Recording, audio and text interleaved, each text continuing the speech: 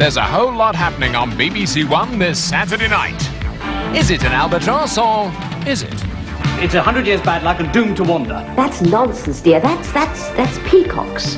Come and join us at Bob's Full House. The doors are always open for you. It's curtains for Rennie at 7:20. Once again, my instincts for self-preservation have triumphed over my patriotism, and I am about to leg it to the Spanish border. And there's decision time in Casualty.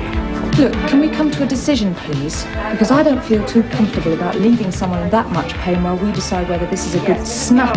Vince and Penn have parent problems. I'll be popping in to see Mummy on my way home from work. Fine. The garlic cloves are hanging on the stand. And Cagney and Lacey are back on the streets. Second wind. Only in Monty Python can this happen.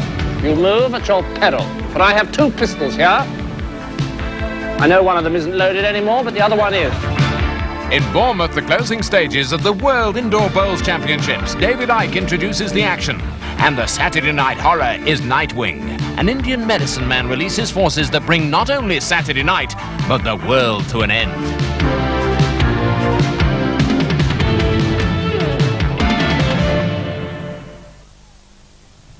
Highlights now on BBC One from Him and Him, known for 20 years as the Two Ronnies.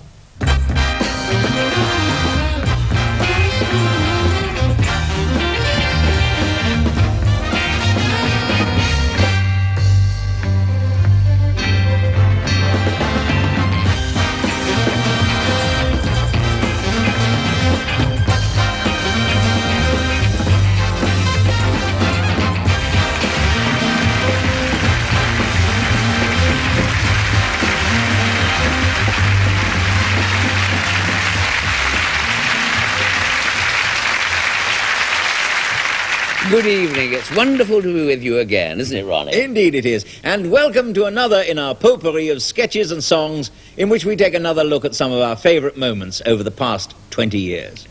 You'll find a generous mixture of jokes, in no particular order.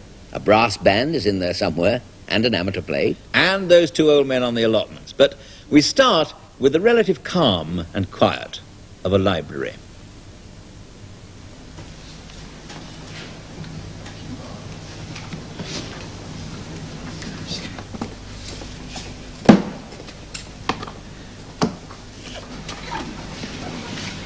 Hello, I want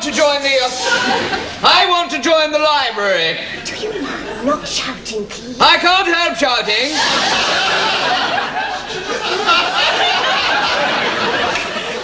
Please, talk quietly. I can't talk quietly, that's why I want to join the library. I want a copy of a book entitled How Not to Shout. Chief Library. Thank you very much indeed. Mr. Simpson. Yes? This gentleman wants a book called How Not to Shout. What?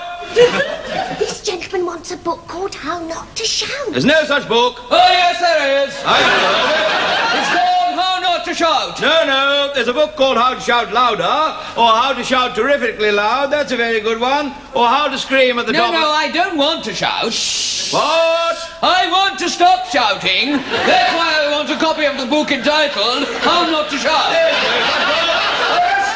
I've got it here, I'm reading it. Is it any good? I don't know, I've only read the first chapter. Well, do hurry up and finish it. I'd like to read it next. I ought to read it next. Shut up! No, I want to read it. I asked for it first. Look, I'm the chief librarian. I need to read it. It didn't do me any good.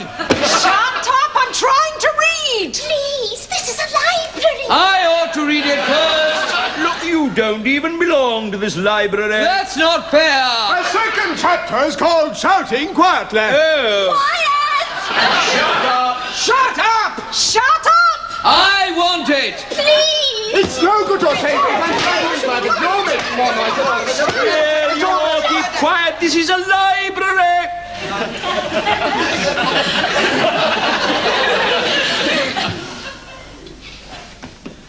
That's better. Now then, we haven't got the book. In that case, could I have a copy of a book entitled How to Control Yourself in a Library? I'm afraid that's out. Oh, dear. No, I've got a copy in my office.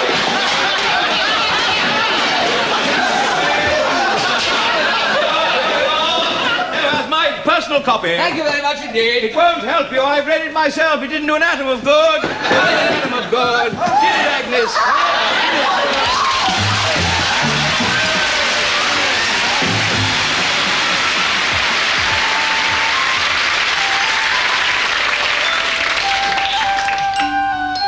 You still getting that dizziness when you wake up of a morning? Yes, I am, yeah. How long do it last? About half an hour, then I'm all right after that. You been to the doctor about it? Yeah. What do he say? He said I ought to sleep half an hour longer.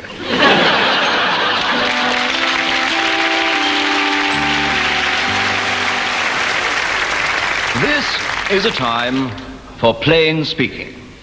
A time when we must face facts squarely, without shilly-shallying, without equivocation or beating about the bush. Now, I believe, as many of us believe, that we will, all of us, as we have before, and can, nay, must, once again, if we are to be, and make no mistake about it, we cannot afford not to be. And let us be quite clear about this. In the past few months, we have proved, without and beyond any doubt, that we do. And will continue to do, boldly, imaginatively, and fearlessly, as we have done in the past. And indeed, are quite capable of doing yet again, or not. That is the question you must ask yourselves today. But I hear you say, if only it were that simple. Now I know, and here I must digress for a moment, and I do have the facts to bear me out. Today, in Britain, in 1966, 20%, or to put it another way, 5 out of every 100, or to look at it in simple terms, 2.5 in every 44.7, as against 3% of the entire population of Britain for the same period from 1945 until last year. Now, what other party can make that claim? But what does it all mean, you say? Well, I'll tell you, quite frankly, that we can't do it alone. Now, we believe, as we have always, and will always believe, that we might, nay, could, nay, will, once more, together, firmly and resolutely, we, and when I say we, I mean us, all of us, nor flinch in their duty, nor shall we fail them now. The answer is in your hands.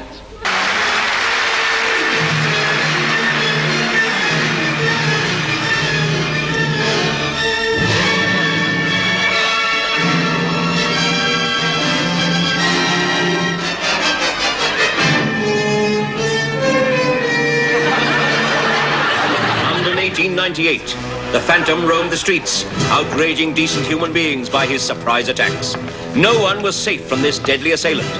The Prime Minister's butler bore the full brunt of the first onslaught. Oh, help! I've never been so... And from then on, no one of aristocratic blood could rest easily in their beds. The Duchess of Arg had been found floating in her bloomers, with a raspberry tattooed on each knee. Week after week, the Phantom relentlessly continued his attacks.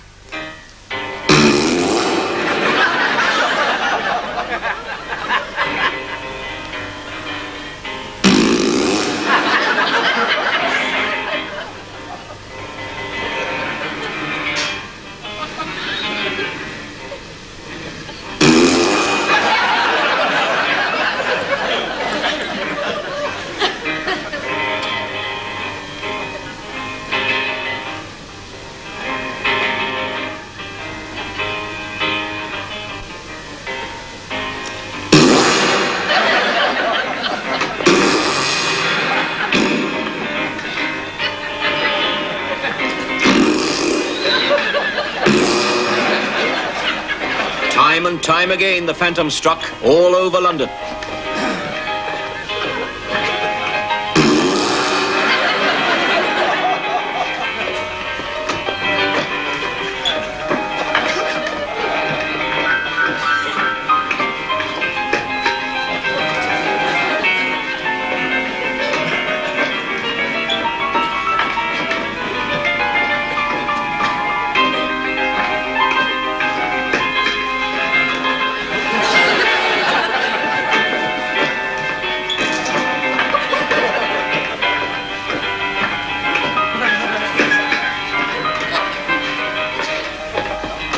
Heavily overworked, the police force was in danger of collapse, but the search went doggedly on. Here, I want a word with you. Here, I want a word with you. Then, one morning, a ray of hope.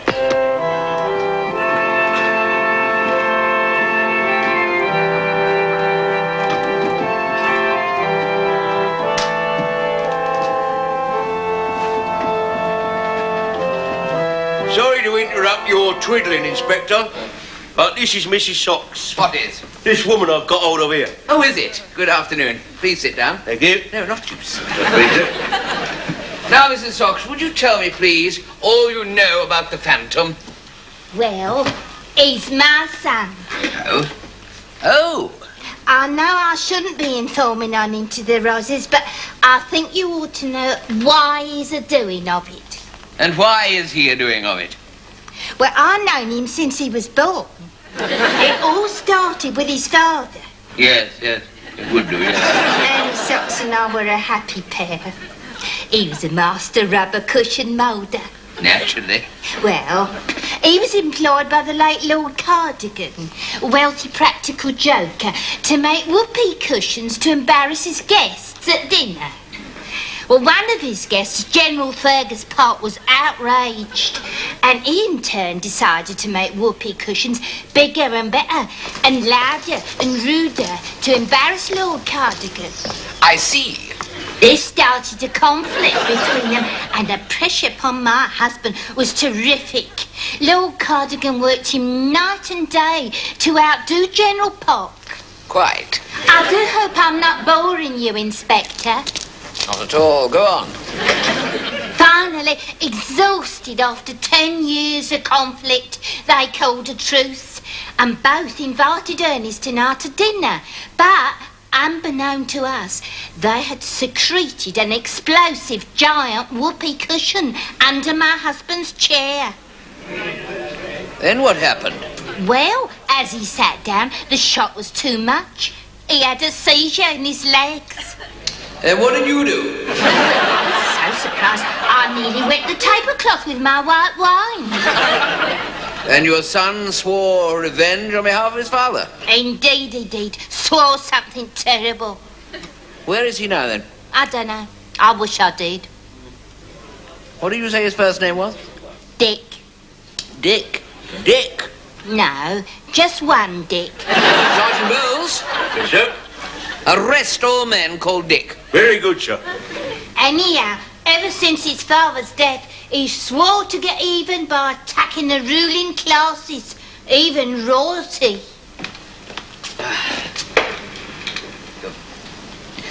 Even royalty, eh?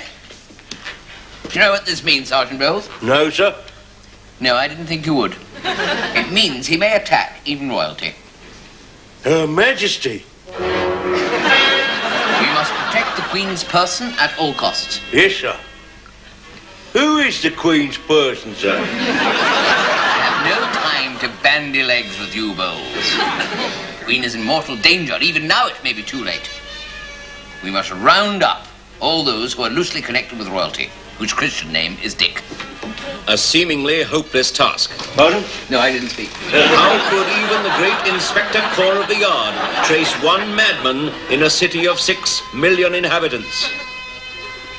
As luck would have it, the first person they questioned, called Dick, also had royal connections. Dick Harris and Sons. Loyal subject, you say, Bowles? I don't know, sir. It says cobblers to the Queen. Perhaps we better investigate.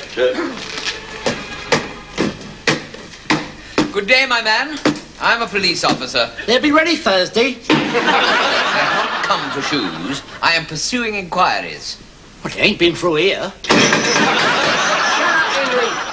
That's Henry, my brother. He be daft. Not like me. I'll be saving 2 shillings to get married. When were you cobblers to the Queen? I wasn't. Then why is it on your sign? Oh, I shouted it once in Hyde Park. Shut up, Henry, and dip your head in a bucket of water. Gets these terrible throbbing pains in his anvil. I think we're wasting our time here, Bowles. Sure. Well, that's right, gentlemen. They'll be ready Thursday.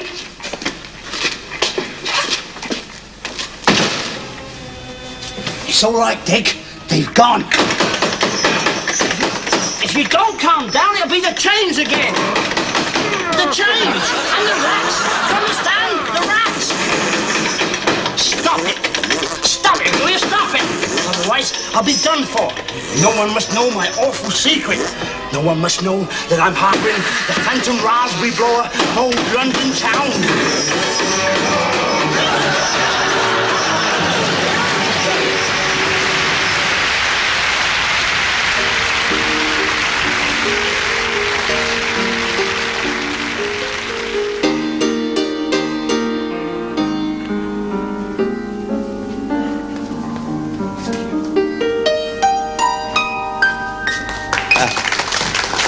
Thank you.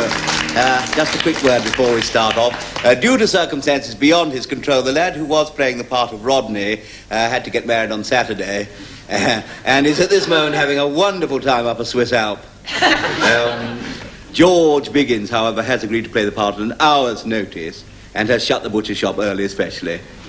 My wife's still playing one of the lovers, so we hope for a bit of fun there. By the by, if there are any men who wish to join the Dramatic Society, not women, I've got enough of those to last me a lifetime. They're just men. Please see me after the performance backstage, will you? If you can get round. No room to swing a cat back here. Young Trevor will have to find another hobby. Incidentally, we painted all the scenery ourselves. Right, on we go then. Let's get on with it, could we? Thank you. Right, let's get on.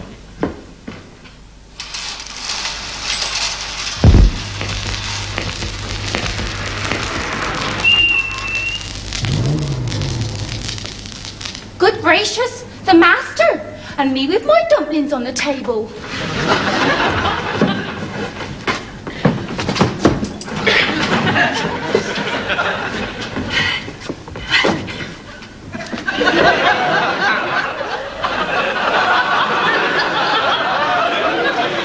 So, this is the elegant Mayfair flat I've heard so much about.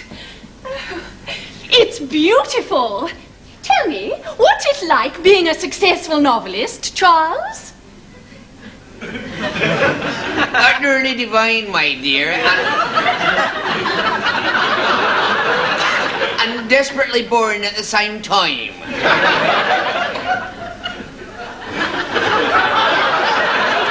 Money isn't everything, darling.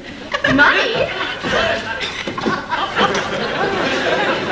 Money cannot bring happiness, but it enables you to be miserable in comfort. What has money brought me, dear? You've got your yacht in Cannes. Oh, you're so lucky. You can lie on the deck and sunbathe all summer.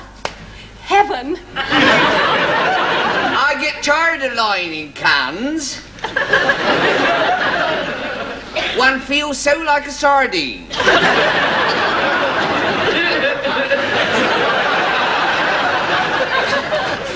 Cocktail, dear. Oh, divine. What are you looking at me like that for? 'Cause I love you, you silly little fool. I know. Isn't it heaven? What have you got there? It's my new cocktail shaker, dear. Isn't it divine? Heaven! Olive? Yes, Charles. Stuffed? No, just a plain olive, thanks, Charles. Very well, Cynthia. Cheers.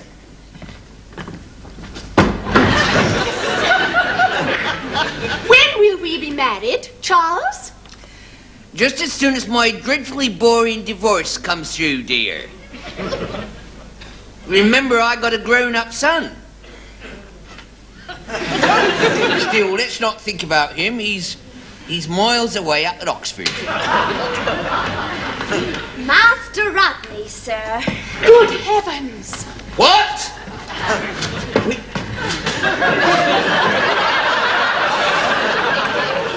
Hello, Pops. Rodney, why are you not up at Oxford? They sent me down, Pops. Dash rotten. Luck, wasn't it? I'm governors at once. How dare they treat a sensitive person like you by pushing you aside in such a way, like that?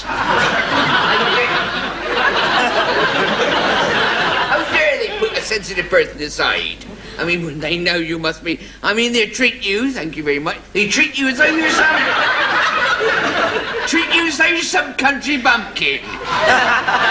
Cynthia will mix you a cocktail.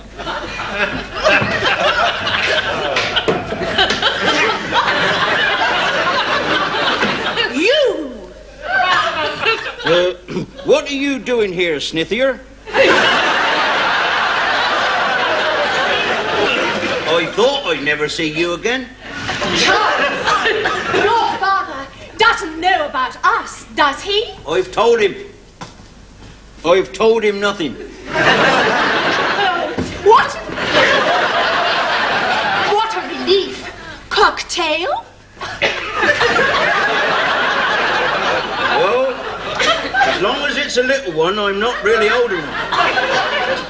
Oh, Rodney, do you remember what I said to you in Oxford that night in the shrubbery? Well, as long as it's a little one, I'm not really old enough.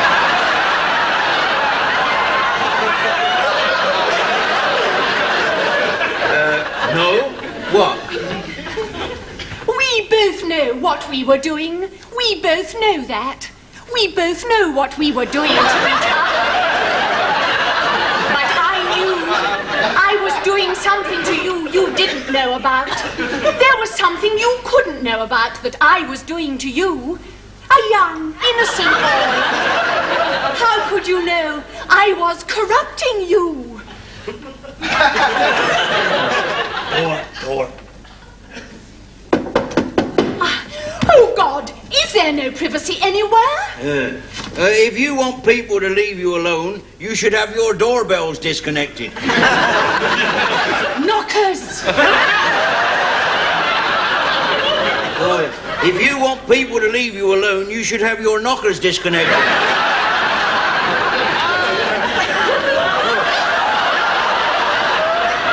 Not today, thank you.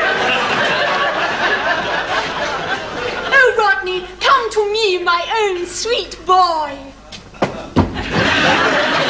Oh, how radiant you look, Snithier. I could sing your praises forever. I don't know where to start. Turn over.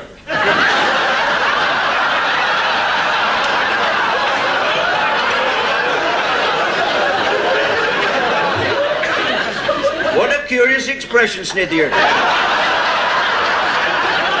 What are you thinking? It mustn't happen. It can't happen, not this way.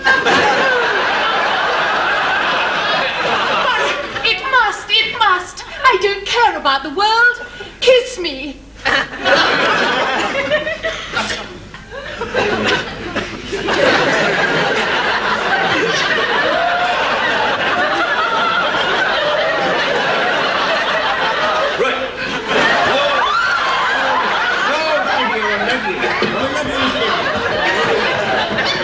What is going on here? Is that you, Rodney? Who's under there? I recognise that face. What is going on? And what is more important, what is that bloody thing there?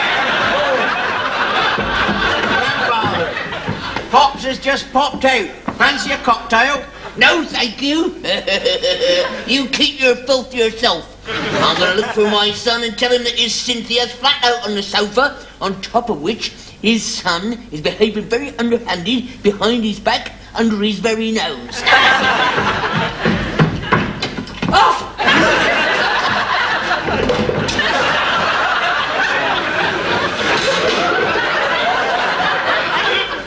He's fainted.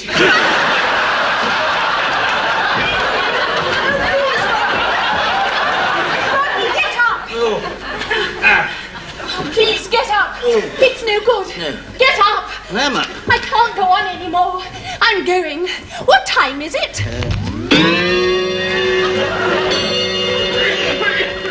1 o'clock.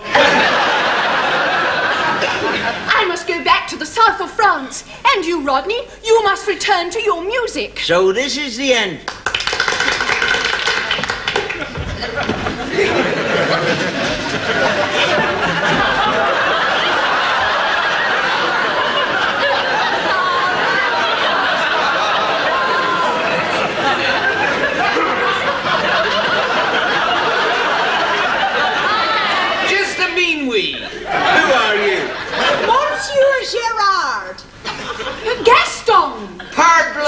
was right, you are here.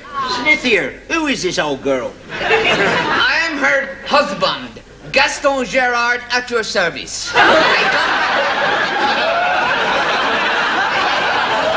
I come from France.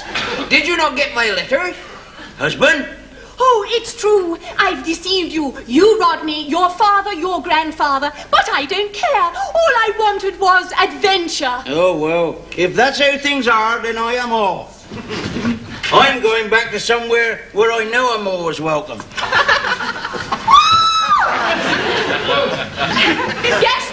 Gaston, come and sit here.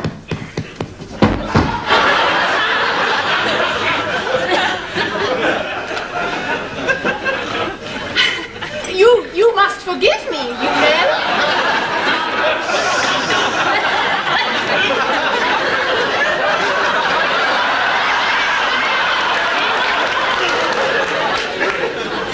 Oui, Cherry. I will do, provided you promise me you never will let another man kiss you again.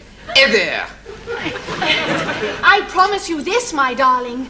No man shall ever kiss me on the lips again. From now on, it's all over.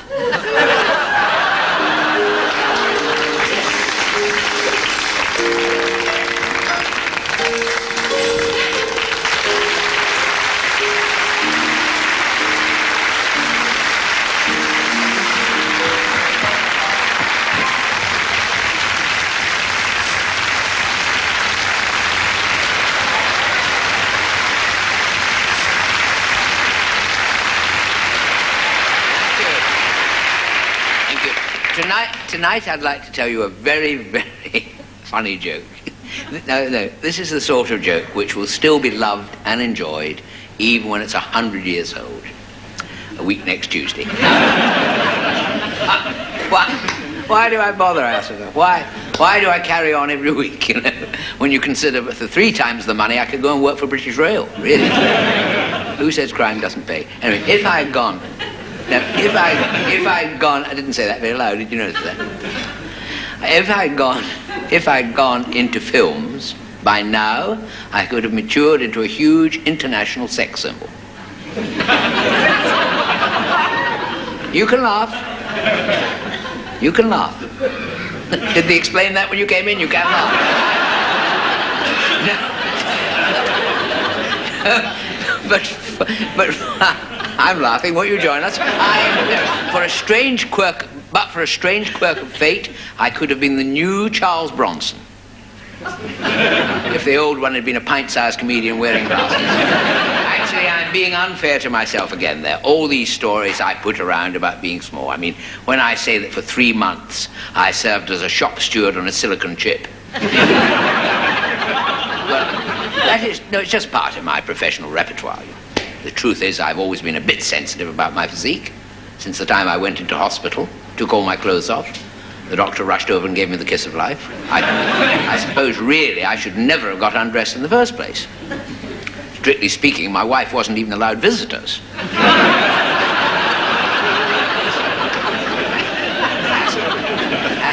As it happens, I was admitted myself shortly after. I've been feeling very weak and tired. Nothing the doctors did seemed to help. At one point, they put me on a course of iron tablets, and I went down with metal fatigue. You see, people never take me seriously, like the dressing rooms they have given me here at the BBC. You won't believe this, but until a month ago, I was still classified as a glove puppet. Until the start of each show, I was kept folded up in a biscuit tin with basil brush. Worst of all, there must be this set, a box with a chair in it. Well, this week my pride got the better of me, and I went to complain to the controller of BBC One. He said, "Don't worry about a thing," he said. "As from this week, we're giving the whole set a facelift. More sparkle, more glitter, more razzmatazz," he said. He said, "You won't even recognize it." Pathetic, isn't it? Really pathetic. I mean, little things please little minds. Shall I? If only it were that simple. Do do you realise that one stab with this, I could cause a national walkout by the Amalgamated Union of Balloon Poppers? So I won't bother. So why should I descend to their level? Mine's like children, all of them. Oh, it reminds me, little wave to my own children. Only we had a row this morning about watching Daddy on television, you know. They wanted to go to bed.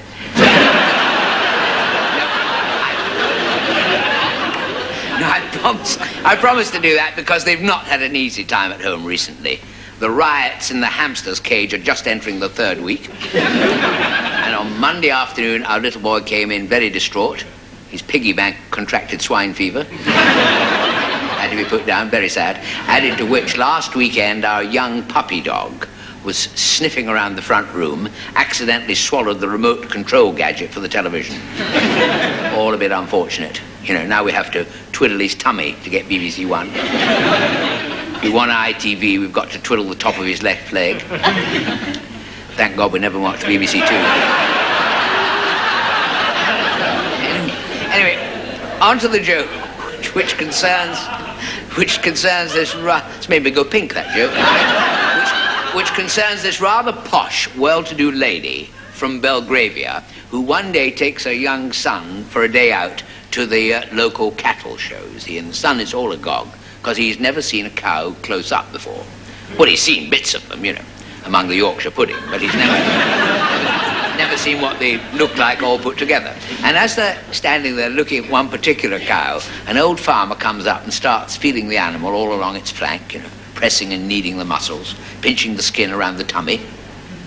I think he was trying to get BBC Two as well, actually. Generally feeling the cow's body, you see. And the boy turns to his mummy, he said, "Mummy," because he knew her quite well. So he said, "Mummy," he said, "what is that man doing that for?" Well, his mother said, "Well, he has got to do that. You know, that tells him how much meat there is on the cow, and if he thinks there's enough, he'll buy it." See? It's quite educational, this joke, isn't it? Yes, it is quite educational. Anyway, so, that's about all it is. Anyway, no, it isn't. It gets better in a minute. So a couple of days later, the boy is sitting at the breakfast table in the family's plush mansion house, tucking into his quadraphonic Rice Krispies and wearing a bit of a frown. So his mother asked him what's on his mind. He said, "Well," he said, "you know me, you told me the other day, Mummy," he said, "about that farmer and the cow at the cattle market." "Yes," she said, "yes." He said, "Well, I was just walking past the kitchen a few minutes ago, and I think Daddy wants to buy the cook."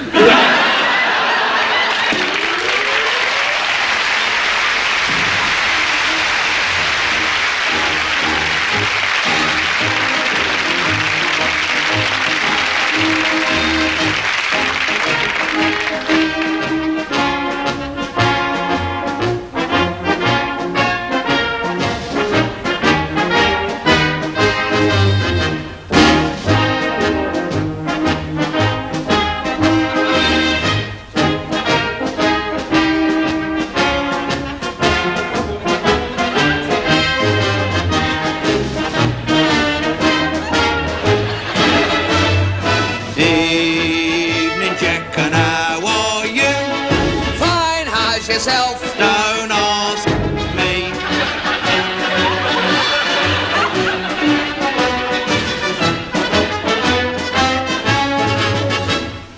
Mavis put me on a diet.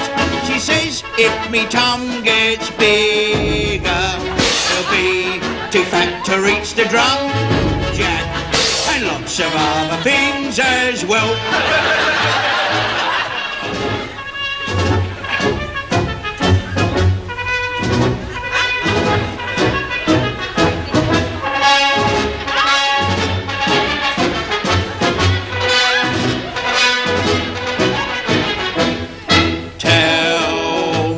Your love life, Jack?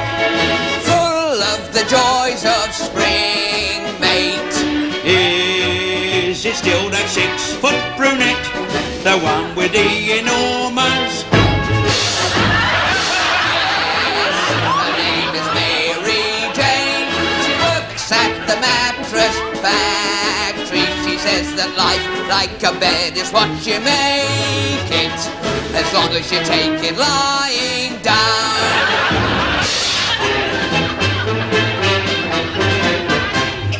Where did you get that hat? I got it from the stores. isn't it a little one? I think it must be yours. I have got a big one. I'm quite sure of that. In my flaming head. And I didn't mean your head.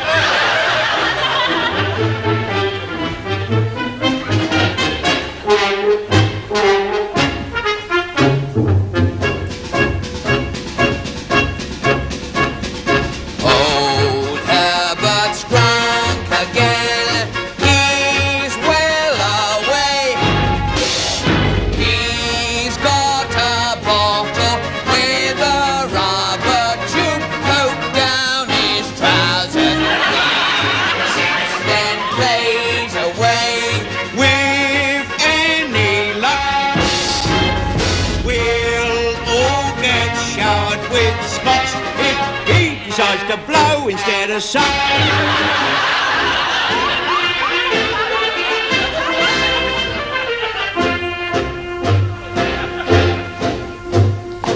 I don't half fancy a drink myself. They should put beer on the national health. You'd see a different show tonight. The band would get hissed and Mozart and Liszt. You're probably right.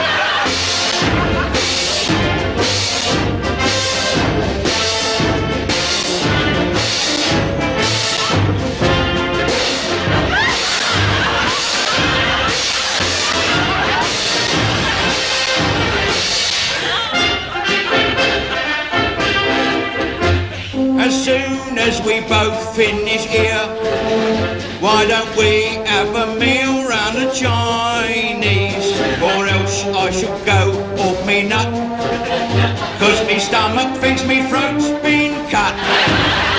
I'd much rather go round the pub to reflow my kidney that is sinking. I don't want to fill up with grub, that little space that I've reserved to pour some drink in.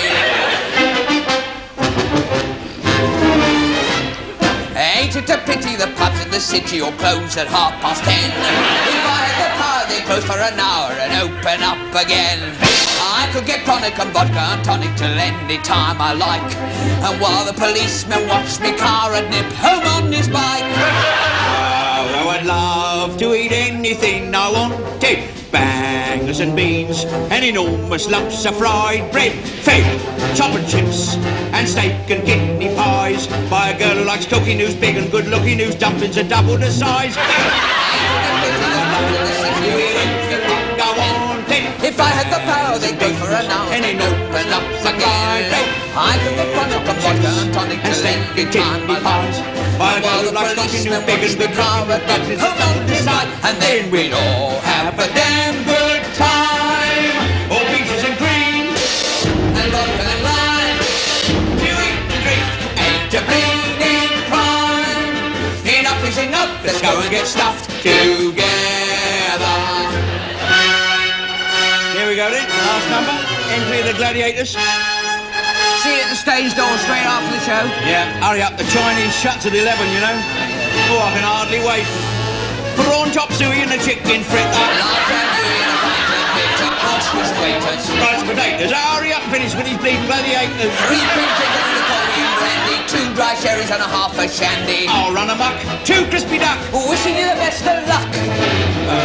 But drunk so much he can hardly stand. I have got a rather similar occasion planned. So before it all gets out of hand, it's good night from the boys in the band.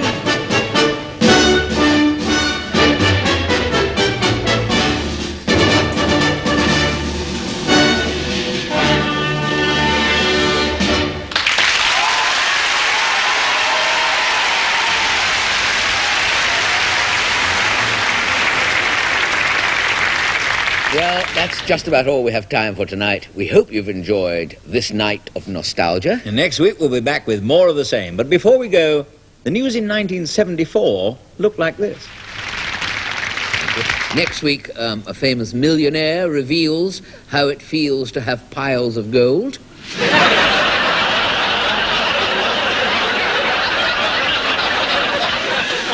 Wealthy but uncomfortable.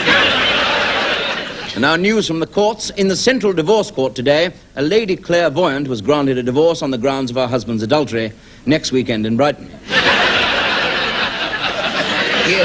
Here's the late news. Mr. Healy gave some interesting figures on education today.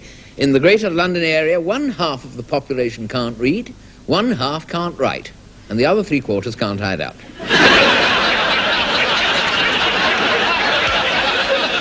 A West Drayton man who kept himself awake by snoring every night for 17 years has at last found the answer. He's going to sleep in another room. And finally, sport. At the nudist pentathlon at Crystal Palace this afternoon was won by Britain's Orville Stark. He was 4th in the 100 metres, 3rd in the long jump, 2nd in the low hurdles, had an accident in the high hurdles, and was 1st in the yodeling.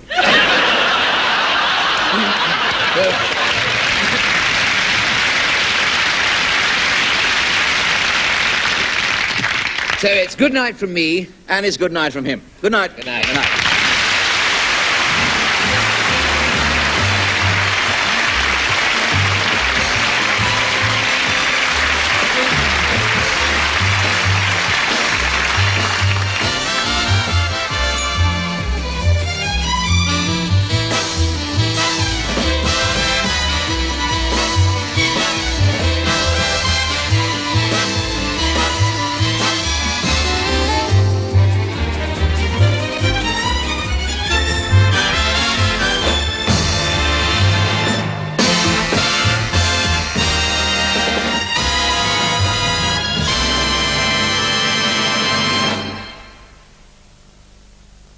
A special collection of the Two Ronnies' funniest sketches is now available on a BBC video, priced just $7.99.